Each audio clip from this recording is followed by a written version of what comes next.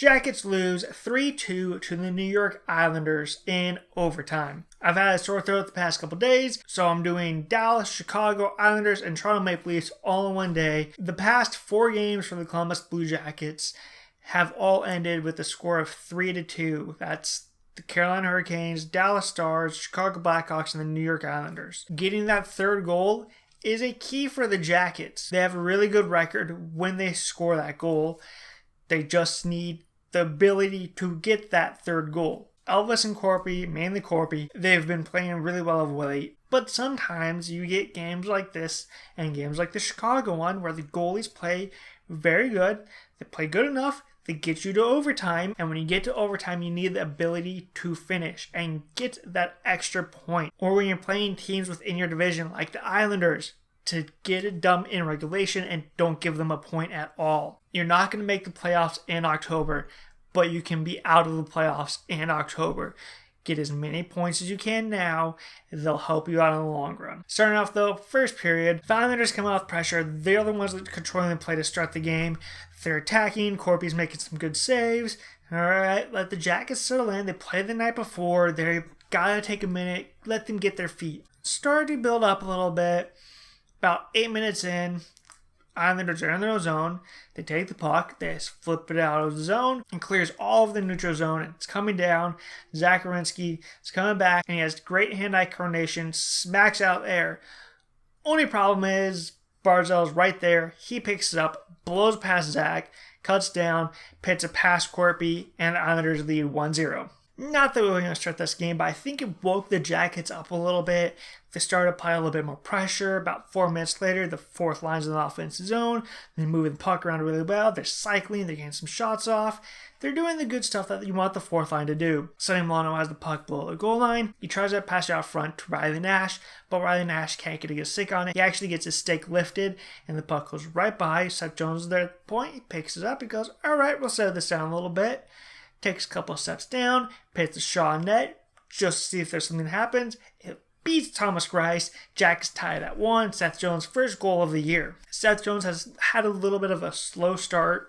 He's been really good, but for what we're expecting out of Seth Jones, he hasn't been all that yet. Hopefully this goal can help him out and get him going back to the Seth Jones we all know and love. And I think that goal woke up the New York Islanders a little bit. They started to apply some more pressure on the Jackets. About 4 minutes left in the period. Islanders coming up the ice. Beauvillier enters the zone. He shoots the puck. Corpy makes the save. Gives up the rebound. Beauvillier heads in. He's heading towards the rebound, but it's okay. David Savard's right there with him. And as Beauvillier gets to the rebound, he goes to pit on net. And I think Savard pits a stick down, redirects it a little bit, or Beauvillier just put a beautiful pass out front. Either way, the puck goes out front. Michael Docall gets there, pits it past Corpy, who was going to play the rebound, and Beauvillier shot. There was nobody there. Docall just put it in an empty net, and the New York Islanders lead 2-1. That's how we would end the first period, is with the Islanders up 2-1. The shot total for this period, 12 shots for the Islanders, 6 for the Jackets.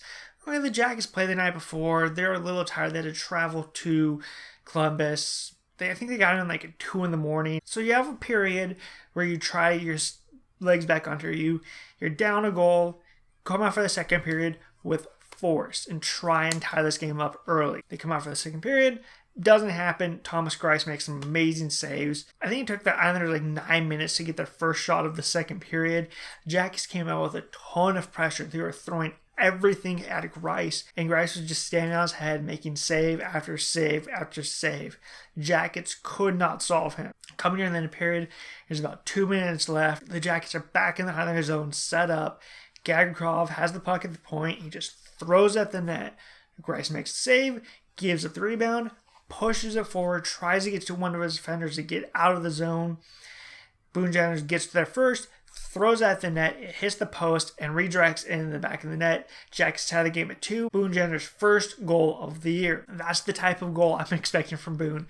Being there in front of the net and just going, and finding a way to get a goal. So it took a while, but the Jackets finally were able to get a goal, tie the game up, and now we head to the third period tied at 2. And the shot total for the second period ended up being 14-8.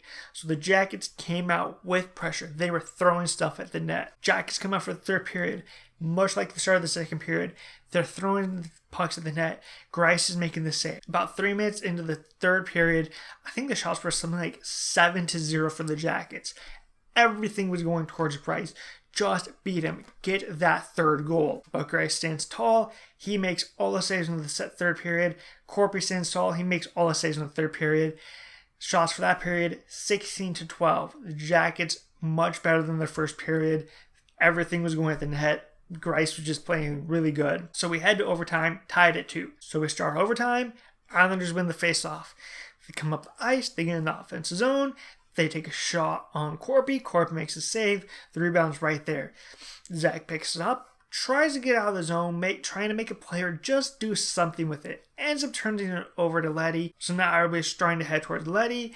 Leddy makes a pass over. Nelson receives the puck, pits it past Corpy, and the New York Islanders win 3-2 in overtime. The Jackets did not touch the puck once during overtime. That is something normally the Jackets do to other teams in overtime. Not that happens to them. For whatever reason, the Chicago game and the Islanders game were 2 overtime games where the Jackets did not look like themselves. And I saw some stuff like, oh, it's because Panarin was Panarin in overtime. No, it's winning the faceoff and controlling it. 2 things the Jackets have had trouble in these 2 overtime games. So that'll be it for this one. We're powering through some videos. Next up, the Toronto Maple Leafs. So click like and subscribe, all that fun stuff. And until next time, I'll see you later.